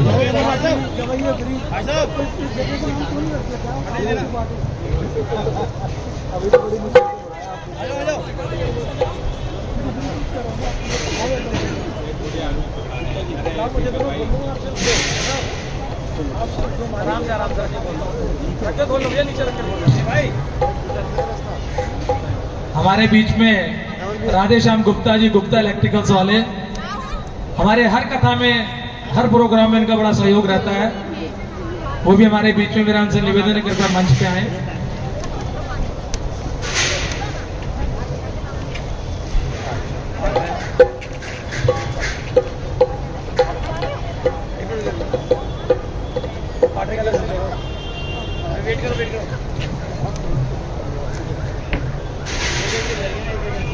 तालियां तो बजा दो। अरे 7 बजे बजाओगे सारे के सारे तालियां ना। भंडारे की बता दो। भाई राधेश्याम गुप्ता जी, गुप्ता इलेक्ट्रिकल्स वाले। ये भंडारे की बता दो सभी। 7 बजे आज कोई माता बहन ये ना कहे मुझे घर जाना है, अपने परिवार वालों को फोन कर दो। 7 बजे से यहाँ भंडारा है, आरती के बाद यहाँ भंडारा होगा। आराम से भोजन सभी यहीं करेंगे, भंडारा प्रसाद लेंगे। तो इसलिए कोई जल्दी ना करे, क्योंकि महाराज को हम बार बार डिस्टर्ब कर रहे हैं, तो कथा भी पूर्ण करनी है। तो जोरदार तालियां एक बार सभी सहयोगियों के लिए। और महाराज श्री से मेरा अनुरोध, कृपया कथा को चालू रखें। बोलो खाटू नरेश की जय, बोलो बोलो प्रेमियों श्याम बाबा की जय, बोलो बोलो प्रेमियों श्याम बाबा की जय, श्याम बाबा की जय, खाटू वाले की जय, श्याम बाबा की जय, खाटू वाले की जय। बोलो बोलो प्रेमियों श्याम बाबा की जय, बोलो बोलो प्रेमियों श्याम बाबा की जय। बोलो खाटू नरेश की। तो अभी तक कथा में हमने देखा कि किस तरह से बर्बरीक जी ने नाग कन्याओं के विवाह का, प्रणय का प्रस्ताव ठुकरा दिया और उन्होंने बड़े बेमन से कहा कि ये रास्ता वही सागर संगम जाता है, जाइए चले जाइए, अब विवाह तो करेंगे नहीं, जाओ भाई जाओ। और वो कातर नैन माने वो लालच भरी निगाह से देखती रही नाग कन्याएं बर्बरीक जी को कि कैसा लड़का है, इसने ब्रह्मचर्य व्रत का धारण कर लिया, यदि नहीं करता तो हमने तो इसे प्रपोज कर ही दिया था। लेकिन अब जो है सो हमारे बाबा जब महिसागर संगम में पहुंचे वापस, तो वहां देखते हैं कि सिद्धि महायज्ञ करने वाले विजय नामक ब्राह्मण जो हैं वो अपने स्थान से ऊपर उठ गए हैं। जब कोई व्यक्ति सिद्धि प्राप्त कर लेता है किसी विषय में, तो उसका स्थान समाज में ऊंचा हो जाता है।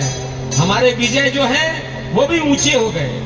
अब बर्बरीक जी खड़े हैं और वो बर्बरीक जी से कहते हैं कि बर्बरीक जी, आप यदि हमारी सहायता नहीं करते तो ये महान सिद्धि मुझे नहीं मिलती। देखिए कितने विनम्र होते हैं बड़े लोग जो होते हैं ना, कितने विनम्र होते हैं। वो कभी ये नहीं कहते कि मैंने किया है, वो दूसरे को सदा बताते कि नहीं आपके सहयोग से हुआ है। और बर्बरीक जी ने कहा कि मैंने क्या किया है, अरे मेरे को तो देवी माता ने बोला था कि विजय सिद्धि महायज्ञ करेंगे, सहायता करना, तो मैंने किया।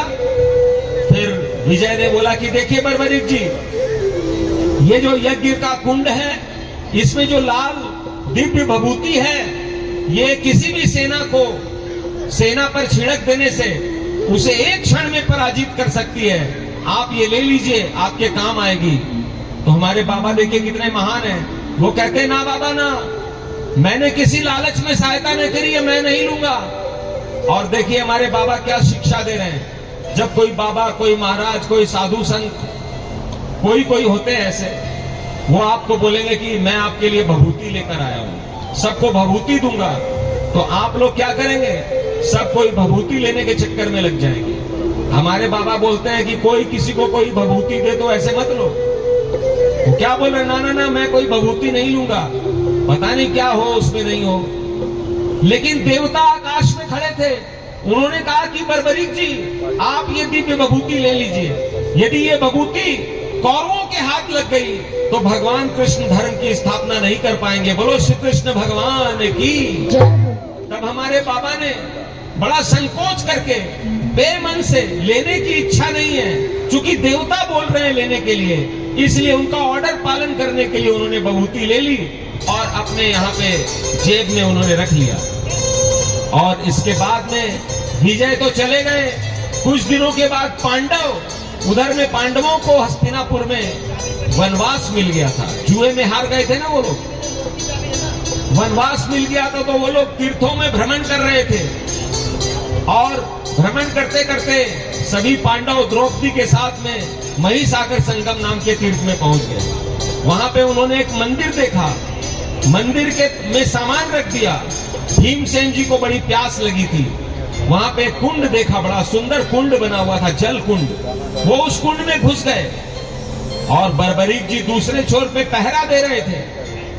और जब बर्बरीक जी मुड़े तो देखा कि एक बड़ा लंबा चौड़ा आदमी, और एक दूसरे को जानते नहीं थे, क्योंकि जन्म के बाद बर्बरीक जी कभी पांडवों से मिले नहीं थे, अपने दादा से नहीं मिले थे, पिता से तो मिले थे, लेकिन कभी उस जमाने में व्हाट्सएप तो था नहीं कि फोटो भेज दो भाई पोते का, दादाजी का फोटो मंगा लो, ऐसा सिस्टम नहीं था कि जो है सो वीडियो कॉल करा के बात करा दो, देख लेंगे दादा पोता एक दूसरे को, ये भी सिस्टम नहीं था उस समय में। तो दादा पोते एक दूसरे से अनजान थे।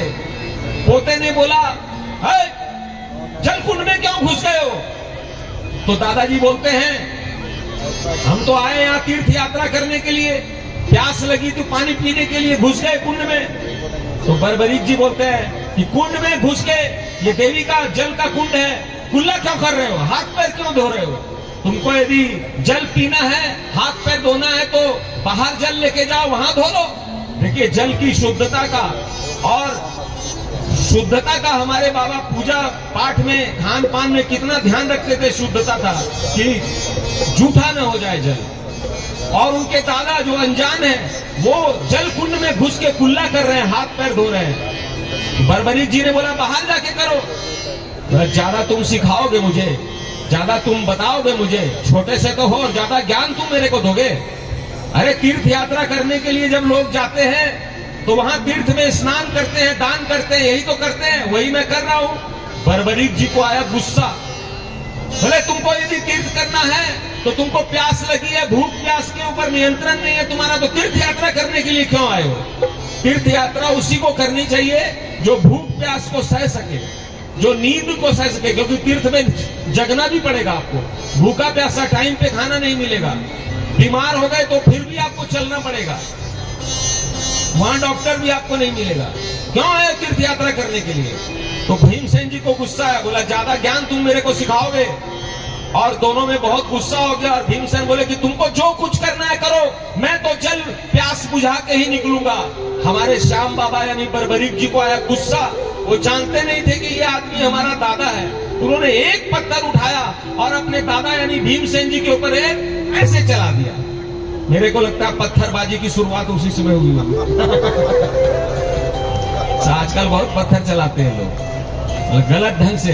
अरे वहां तो हम कंफ्यूजन में चल रहा था पत्थर, तो जैसे ही पत्थर चलाया तो भीमसेन कम आया थोड़ी थे, वो हट गए। यहाँ से गेंद इधर से निकल गई, यदि बल्ले से टकरा जाती तो कैच आउट हो सकते थे, तो बच गए। अब भीमसेन जी को आया गुस्सा और दादा और पोते में शैलेशी लड़ाई हो गई। यानी कि श्याम बाबा बर्बरीक युवा हैं अभी, मही सागर संगम में दादा पोते की भयंकर लड़ाई हो गई। अब दादाजी जो हैं उनकी शक्ति सीमित है, उनको 10,000 हाथियों का बल, उनकी लिमिट है कि उनको 10,000 हाथियों का बल है, इतना ही बल है उनको। और बर्बरीक जी में कितना बल है? अतुलित बल है। बोलो अतुलित बलधारी की। इतना बल है बर्बरीक जी में कि संपूर्ण ब्रह्मांड को फुटबॉल की गेंद की तरह उठा ले और ऐसे फेंक दे तो भी उनके पास बल बच जाएगा, इतना बल है। और हमारे बाबा को गुस्सा बहुत आता है, आपको पता है, गलत चीज देखते हैं तो बहुत गुस्सा करते हैं, इसलिए संभल के रहिएगा बाबा से। और उन्होंने अपने दादा को उठाया, ऐसे 10,000 हाथियों के बल वाले को उठा के ऐसे पटक दिया। भीमसेन जी बेहोश हो गए, मूर्छित हो गए। किसी तरह होश आया उनको, फिर से बर्बरीक जी ने उठा लिया और उठा के मही सागर संगम में अधमरे भीमसेन जी को बोला आज तो इनका काम खत्म कर दूंगा। मुझ बर्बरीक को गुस्सा दिला दिया, मेरी माँ के कुंड के जल को दूषा कर दिया। उन्होंने भीमसेन जी को उठा के ऐसे मही सागर संगम में फेंकना चाहा। उसी समय में शंकर भगवान प्रकट हो गए। बोलो शंकर भगवान की। और शंकर भगवान, ध्यान दीजिएगा, शंकर भगवान ने बोला है बर्बरीक तुम अपने दादा को क्यों पीट रहे हो, ये तुम्हारे दादाजी हैं। बर्बरीक जी बोले पहले बोलना चाहिए था, पिटवा दिया, आधा मरवा दिया, उसके बाद बोल रहे हैं कि दादा है तुम्हारा। मरवा दिया, पिटवा दिया। उसके बाद बोल रहे दादा यदि आपको प्रकट ही होना था तो थोड़े जब लड़ाई शुरू हुई थी तब क्यों नहीं प्रकट हुए? तो शंकर भगवान बोले नहीं, इनको पिटवाना भी थोड़ा जरूरी था, बड़ा घमंड है इनको। जो घमंडी लोग होते हैं ना उनको कितना ही पीट लो सुधरने वाले नहीं है। भीमसेन जी को बड़ा घमंड था अपने बल का। हनुमान जी वाली कथा सुनी होगी आपने, हनुमान जी की पूंछ हटाने में भी इतना घमंड चूर हुआ था, लेकिन चूर नहीं हुआ था। इसी तरह और भी अभी प्रसंग आएंगे। भीमसेन जी का घमंड भगवान कृष्ण ने चूर किया, तब भीमसेन जी को पता चला और घमंड रहित हुए भीमसेन जी। और उसके बाद में अब वो रोने लगे बर्बरीक जी, बोले कि अरे मेरे से बड़ा अपराध हो गया है। संसार में, पुराणों में, शास्त्रों में सभी अपराधों का प्रायश्चित लिखा हुआ है, लेकिन अपने गुरु के प्रति, अपने बूढ़े माता पिता के प्रति, बुजुर्ग के प्रति किया गया अपराध का कोई प्रायश्चित नहीं होता है। तो बर्बरीक जी को देवी माता प्रकट हो गई, बहुत समझाई। तो बर्बरीक जी बोले नहीं, इसका कोई प्रायश्चित नहीं है, अब तो मैं अपने जीवन का अंत कर लूंगा। और हमारे श्याम बाबा बर्बरीक जी एक ऊंचे टीले पे चढ़ गए, वहां से महिसागर संगम में कूदकर अपने शरीर का अंत करने वाले थे। तब देवी माता ने बोला कि ठहरो बर्बरीक, तुम अपने शरीर का अंत मत करो, तुम्हारे शरीर का अंत शास्त्रों में, विधान में भगवान कृष्ण के हाथों लिखा हुआ है। तुम अभी अपने शरीर का अंत मत करो, जब महाभारत का युद्ध होगा तब भगवान श्री कृष्ण तुम्हारे शरीर का अंत करेंगे, तब तक के लिए तुमको रुकना पड़ेगा। तब बर्बरीक जी ने देवी माता का कहना मान लिया और शरीर के अंत करने का जो विचार था वो त्याग दिया और दादाजी के चरण पे पड़ गए। बोले दादाजी मुझे क्षमा करें। तो दादाजी ने बोला अरे भूलवश हो गया, कोई जानबूझ के तुमने थोड़ी मारा है। तो बोला चलिए आपका थोड़ा सा मालिश वालिश कर देते हैं। और फिर दादाजी को लेके गए मंदिर, वहां पे दादी द्रौपदी है और बाकी जो युधिष्ठिर, नकुल, सहदेव, अर्जुन, उनसे मिलवाया और सबने मिलके एक। तब भीमसेन ने बोला अरे पोता तुमने बड़ा मार दिया, मेरे को बहुत दर्द दुख रहा है, लेकिन ये घटना बड़ी ऐतिहासिक है। इस घटना को याद कर रखने के लिए जीवन भर एक यहाँ पर जहाँ पे झगड़ा हुआ था वहीं पे एक शिव जी का मंदिर बना देते हैं, ताकि वो जगह याद रहेगा। और वहां पर भीमसेन जी ने अपने भाइयों, अपने पोते और द्रौपदी के साथ मिलके एक शिव जी का मंदिर बनाया जिसे भीमेश्वर महादेव कहते हैं। और आपके सामने जो मैं ये स्वामी संजय प्रभाकरानंद बैठा हूँ, महिसागर संगम में उस भीमेश्वर महादेव के दर्शन करके आया हूँ। बोलिए भीमेश्वर महादेव की। देखिए श्याम बाबा की कितनी बड़ी कृपा है कि मुझे कथा वाचक बनाने के पहले अपने जितने भी स्थान हैं उस सब का दर्शन मेरे को कराया। एक बार तो बाबा ने मुझे ऐसी जगह पे भेज दिया शैलेश जी कि उसको देख के मैं एकदम मैंने अचंभित हो गया कि देखिए बाबा की कैसी कैसी कृपा हो रही है। पूरा ब्रह्मांड का दर्शन करा दिया मुझे। एक ऐसी गुफा में, वहां पर गुफा ऐसी थी कि उस गुफा के अंदर आप घुसिएगा ना, आप भी जा सकते हैं वहां पे, कभी मौका लगेगा तो चलेंगे हम लोग। और वहां जब आप जाएंगे अंदर में तो आप देख के हैरान रह जाएंगे। वहां पर ऐसी ऐसी चीजें हैं जिसको कि कोई व्यक्ति नहीं बना सकता है, कोई इंसान, कोई चित्रकार, कोई मूर्तिकार नहीं बना सकता है। आप देखते ही बोलेंगे ये तो भगवान का ही बनाया हुआ है। बोलो श्री लक्ष्मी नारायण भगवान की। बोलो बोलो प्रेमियों श्याम बाबा की जय। बोलो बोलो प्रेमियों श्याम बाबा की जय। श्याम बाबा की जय, खाटू वाले की जय। श्याम बाबा की जय, नीले वाले की जय। बोलो बोलो प्रेमियों बाबा की जय। बोलो बोलो प्रेमियों श्याम बाबा की जय।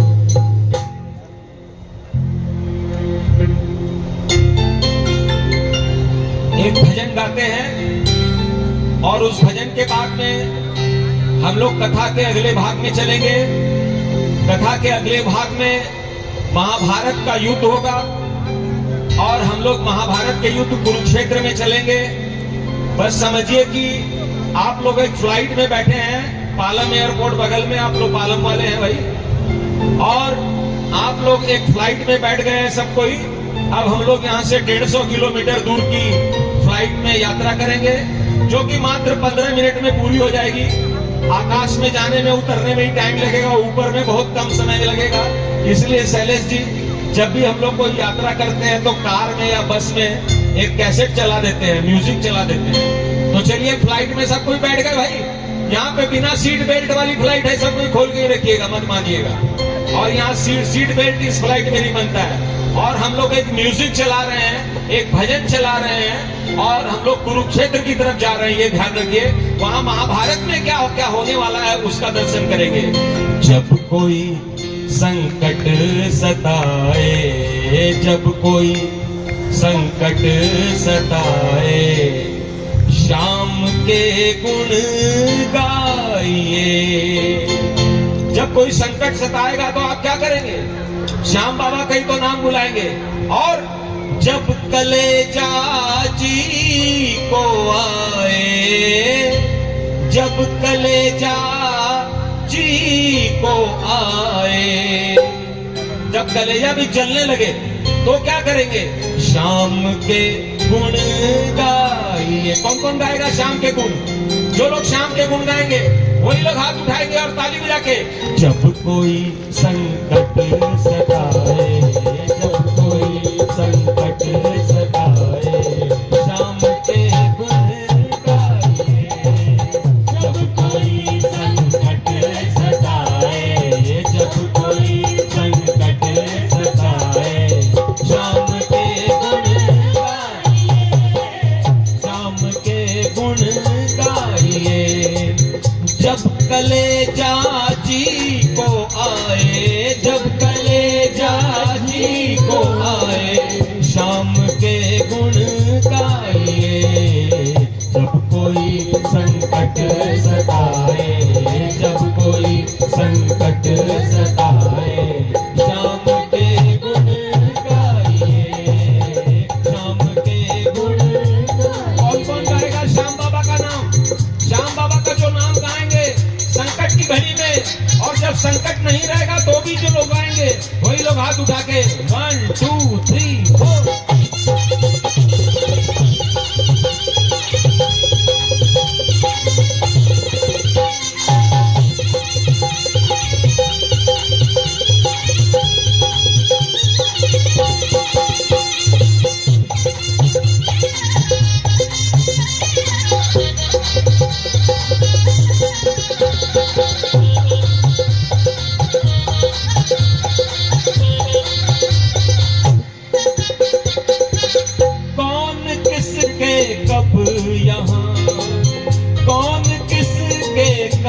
यहाँ कुछ काम आया है कभी?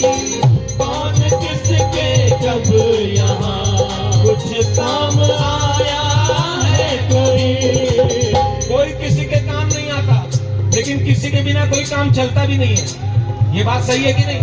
कोई किसी के काम नहीं आता, लेकिन दूसरे के बिना काम भी नहीं चलता है। जब न कोई काम आए, जब न कोई काम आए, जब न कोई काम आए तो क्या करेंगे? तो क्या करेंगे? हाथ उठा के बताइए क्या करेंगे? श्याम के गुण गाइए। जब कोई संकट सताए, जब कोई संकट सताए, श्याम के गुण गाइए, श्याम के गुण गाइए।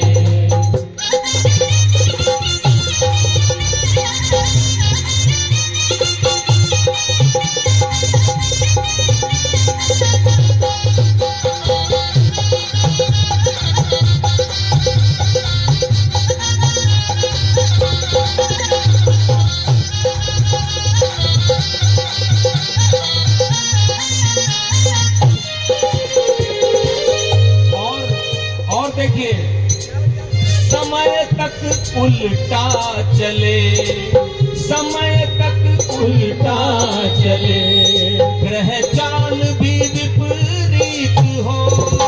समय तक उल्टा चले, ग्रह चाल भी विपरीत हो। समय भी उल्टा चले, सारा काम उलट पुलट, और ग्रह नक्षत्र सारे उल्टे पड़ जाएं, और समझ जब कुछ न आए, और समझ जब कुछ न आए। जब कुछ समझ में नहीं आएगा तो क्या करेंगे? हाँ भाई साहब, आप क्या कीजिएगा? देखिए ये बोल रहे हैं, श्याम के गुण गाइए जब कोई संकट सताए, जब कोई संकट सताए। श्याम के गुण गाइए, श्याम के गुण गाइए।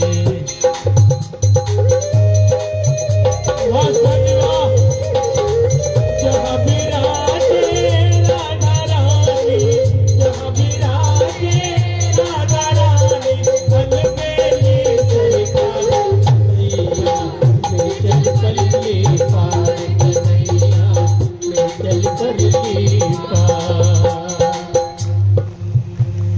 और देखिए, रात में भी संकट आ सकता है, रात में भी आ जाएगा संकट, तो पता नहीं कब आ जाए। यदि रात में संकट आए तो क्या करना है?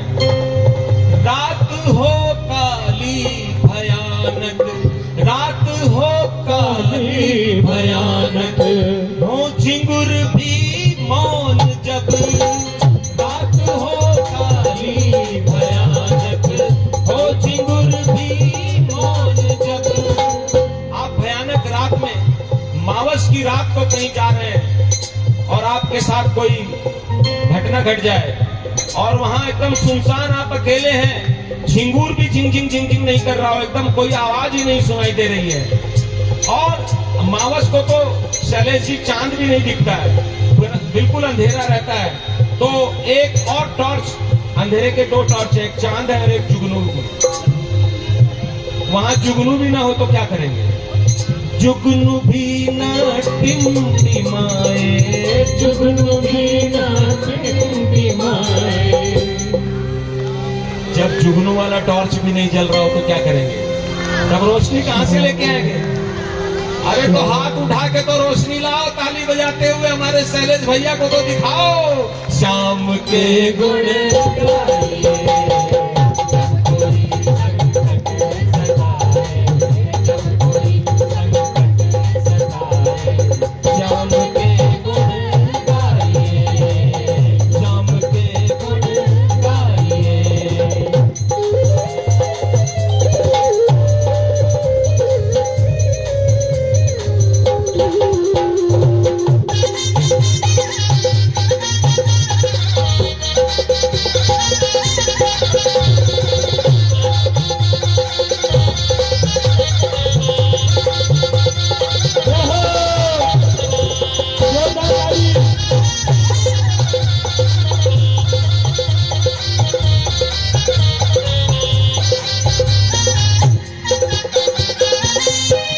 गाइए, रात में तो कभी कभी चोर डाकू आ ही जाते हैं, दिन दहाड़े भी लूट लेते हैं लोग, दिन दहाड़े भी कई बार कांड हो जाते हैं।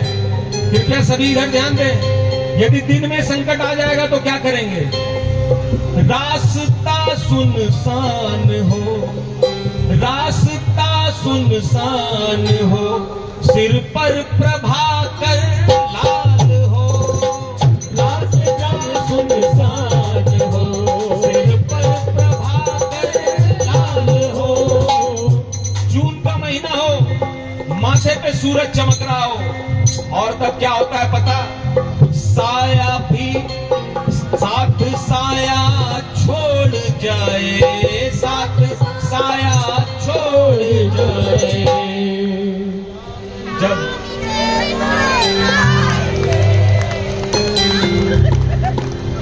बहुत बढ़िया, जब ट्रेंड हो गए, एक बार सभी कोई अपने लिए ताली बजाइए, मैं भी बजा रहा हूँ। पालन के बारे में कहा जाता है कि ये मिनी खाटू धाम है, माने छोटा खाटू है। यहाँ के जो लोग भक्त हैं, और ये इसलिए कहा जाता है क्योंकि यहाँ पे बड़े बड़े भक्त लोग हुए हैं, जैसे श्याम बहादुर जी, नहीं श्याम सुंदर जी शर्मा, पालम वाले बहुत बड़े गायक, और उनके गुरु जी थे मातृदत्त जी, परदादा जी। वो लोग सब, उन लोगों ने इनको ट्रेंड किया, हम लोगों ने तो कुछ नहीं किया। उन लोगों ने जो किया है, हम उस पे जो है सो आप लोगों ट्रेंड हमें स्टूडेंट मिले। तो दोनों हाथ ऊपर उठा के जिनको जिनको भजन पसंद आया है, मेरी इज्जत का सवाल है, हमारे दोस्त आए बोले कि कैसे बेकार गा रहे हैं, दोनों हाथ ऊपर उठा के और ताली बजा के क्या बोलना है? जब कोई संकट सताए, जब कोई संकट सताए, शाम के गुण गाइए। जब कोई संकट सताए, शाम के गुण गाइए। शाम के गुण गाइए। शाम के गुण गाइए। शाम के गुण गाइए।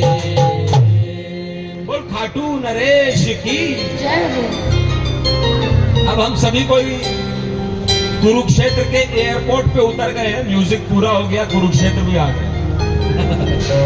और अब हम लोग रणभूमि की तरफ जा रहे हैं, ब्रह्म सरोवर की तरफ में।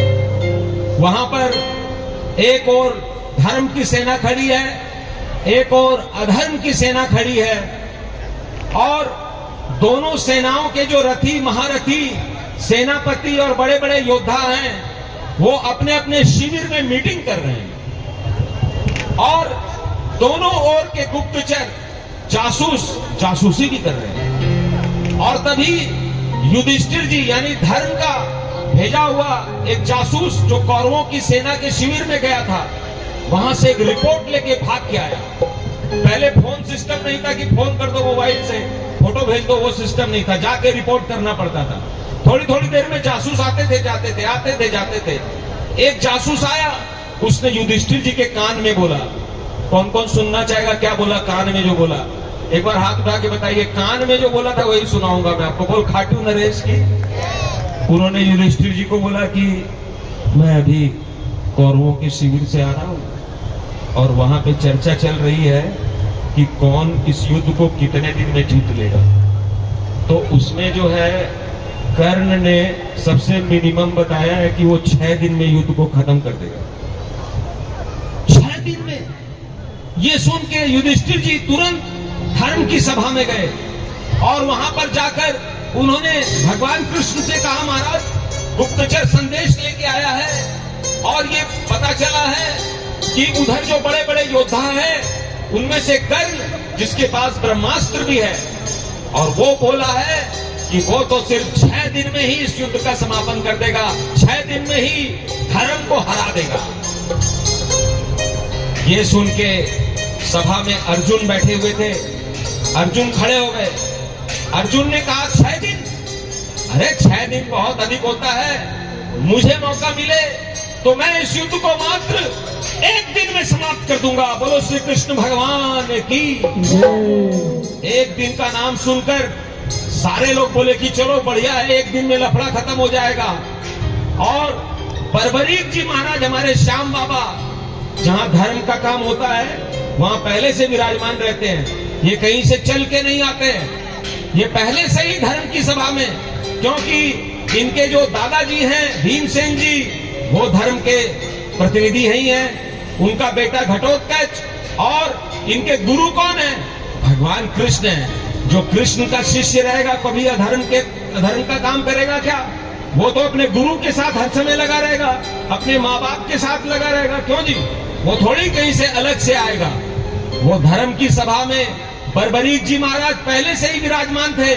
और जब दादा अर्जुन ने कहा कि वो युद्ध को 1 दिन में समाप्त कर सकते हैं, तो भगवान कृष्ण ने कहा कि हाँ हाँ ये हो सकता है। और जैसे ही हाँ भरी, भगवान कृष्ण ने शंख नगाड़े ढोल वहां पर तरह तरह के युद्ध के वाद्य बजने लगे।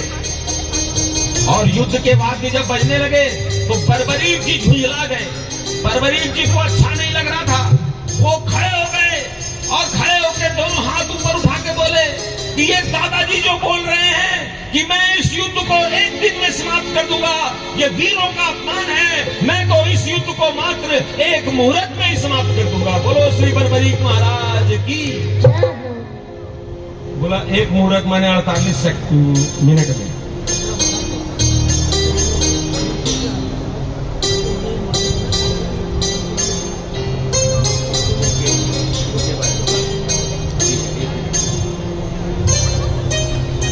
बर्बरीक जी महाराज ने बोला कि मैं तो इस युद्ध को एक मुहूर्त यानी कि आधा घंटा से थोड़ा देरी में खत्म कर सकता हूं। तो ये सुन के भगवान कृष्ण ने पहले तो अर्जुन को बोल दिया कि हाँ हाँ कर सकता है। अब जब बर्बरीक जी महाराज ने बोला, यानी हमारे श्याम बाबा भी श्याम बाबा बने नहीं है, अभी इनमें भगवत्ता प्रभुता ही नहीं आई है।